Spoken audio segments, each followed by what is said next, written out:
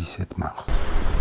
Cet après-midi, je me suis endormi entre deux avions, je crois. Lâché dans une ville de correspondance, j'étais dans la rue parmi les ruines d'une guerre récente. Bagdad, à côté du fleuve, je crois. Mais une fois le pont traversé, qui avançait avec mes pas, ce pouvait bien être Damas ou Hiroshima. Nul ne savait le dire ici, car peut-être c'était évident. Nous étions là, nous en étions là. Le ciel gris, violet, gonflé de feu, le soleil est solide, et le même de chaque côté. Et ce fleuve large comme une Volga.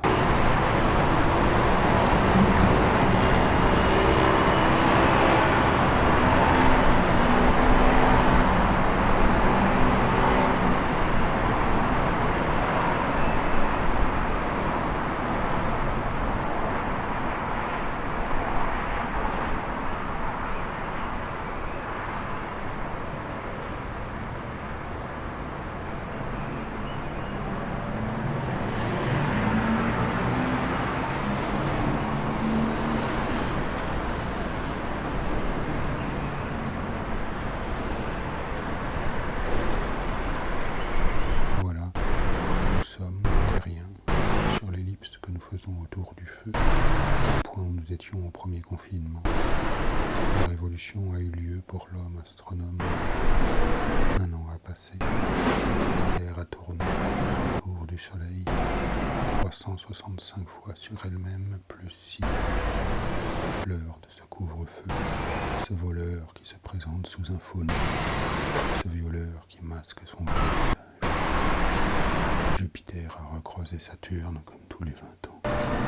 Il y a 1 an, nous parlions de révolution. Je te parlais de carême et de paradis.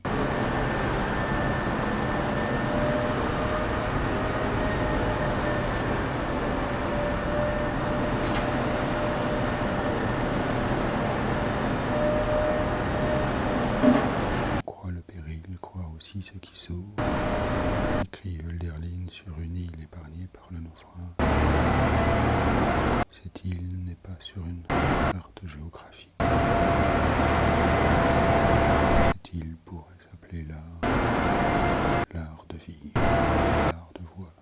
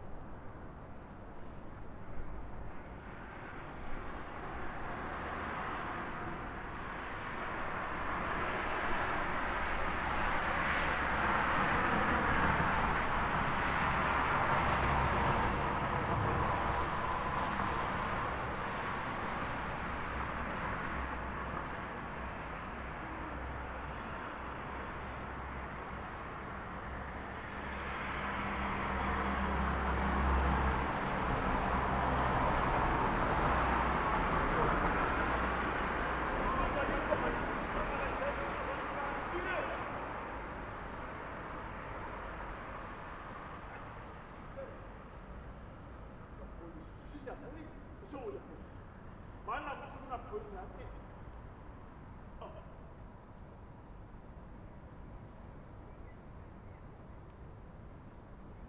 Ils sont où les polices? Ils sont où les polices?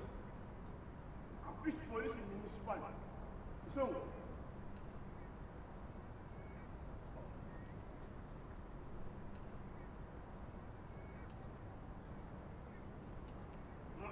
Moi, sortir en haut. Vous vous faites la merde. Terroriste. Vous allez envoyer les maladies en France pour faire des piqûres. Merde. Ma côte mon web.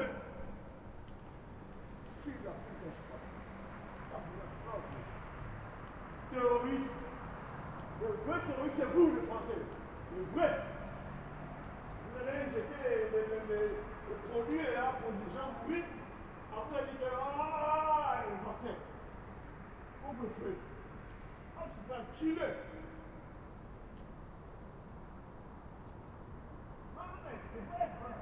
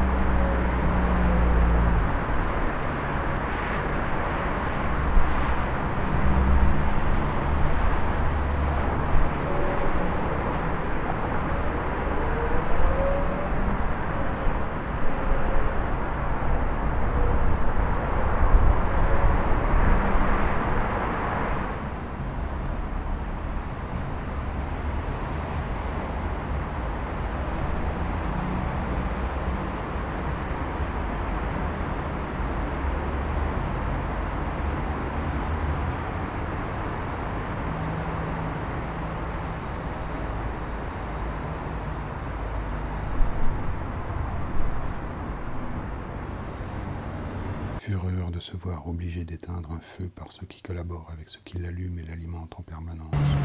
Fureur de se voir cerné par ce feu, de se voir interdire les voies pour y échapper. Fureur contre ce biais de conscience qui appelle réalité les effets de sa propre violence et de son intérêt immédiat, et qui, nous sommes en plus de vivre avec et de s'y adapter. Non, on ne fait pas la paix avec des pratiques criminelles. Fureur contre toute cette morale politique qui, après avoir empoisonné et incendié l'habitat des rats que nous sommes devenus au vu de leurs affaires paradisiaques, n'a que des instruments de dératiseurs en tête, là où il faut plus que jamais de l'imagination. L'imagination de ceux qui peut-être n'ont pas craint de se placer ne serait-ce qu'une poignée de secondes sous une couronne d'épines pour se vacciner contre l'orgueil. Fureur du rat cerné par la mort qui va se ruer sur son dératiseur.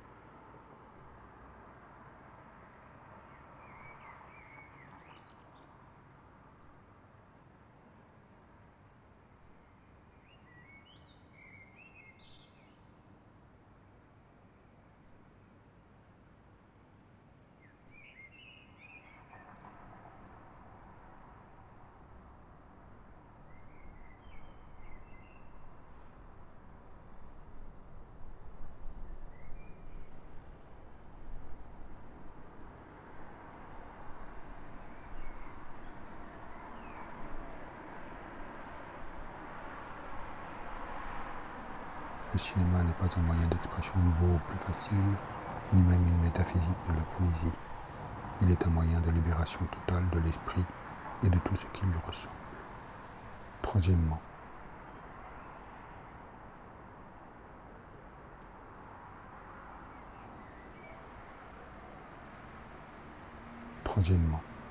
nous sommes bien décidés à faire une révolution. Quatrièmement, nous avons accolé le mot de cinéma au mot de révolution uniquement pour montrer le caractère désintéressé, détaché et même tout à fait désespéré de cette révolution.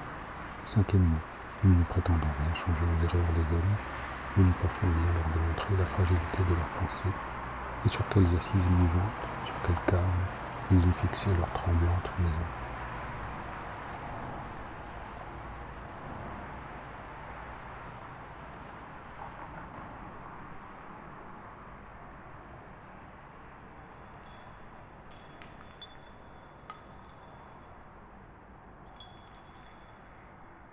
Sixièmement, nous lançons à la société cet avertissement solennel. Qu'elle fasse attention à ses écarts, à chacun des faux pas de son esprit.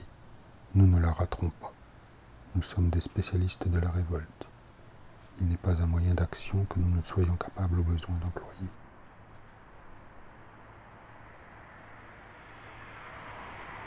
Le cinéma n'est pas une forme poétique.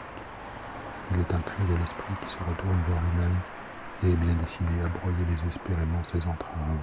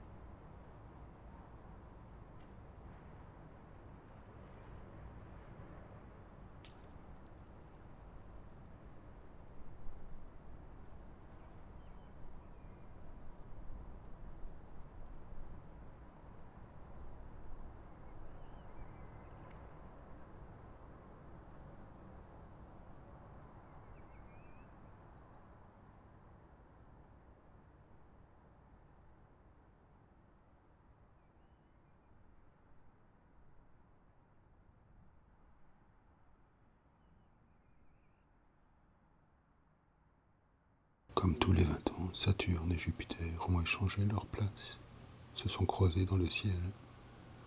Nous parlions de monde d'après. On ne le voit guère, c'est même plutôt le contraire. Sera-t-il plus visible dans 20 ans? À en juger par ce qui du monde d'avant s'arc-boute, se multiplie en ruse et en malice, en métamorphose, pour se conserver ses intérêts et sa logique. Logique et hiérarchie de valeurs qu'elle prétend raisonnable.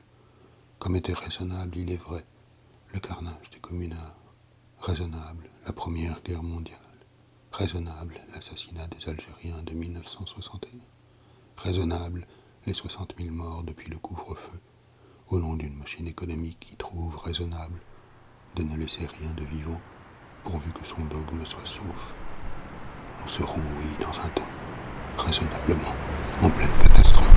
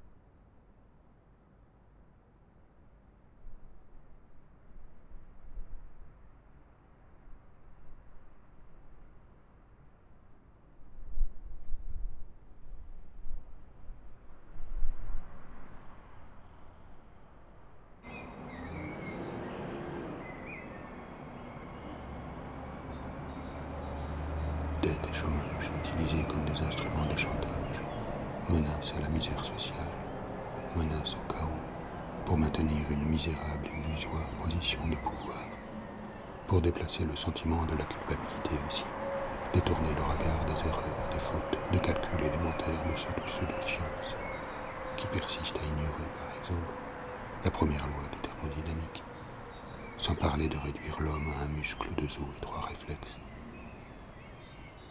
L'écologie ne tiendra pas 5 minutes si elle ne commence pas par l'homme, non pas le mythe de l'individu isolé, mais l'homme construit par la qualité et l'intensité de ses rapports avec toute forme extérieure, à commencer par tout autre.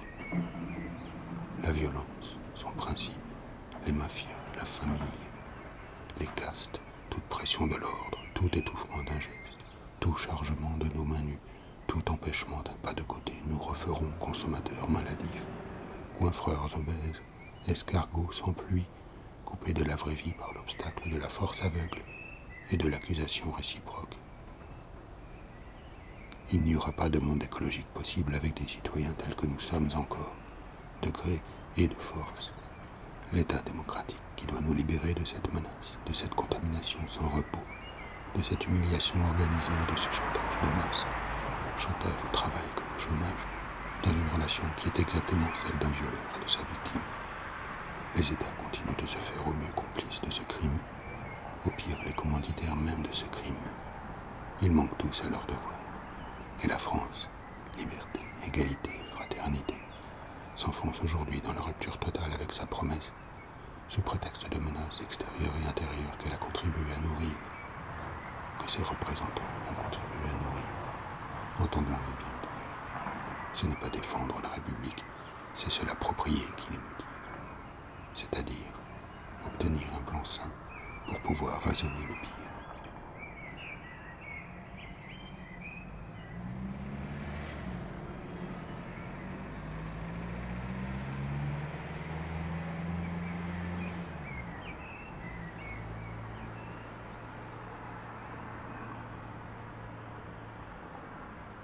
Les surréalistes, il y a 100 ans, pouvaient s'autoriser toutes les provocations, les injures, parce qu'au vu de ce que faisaient la morale et la raison, tout était plus vivant et plus honnête.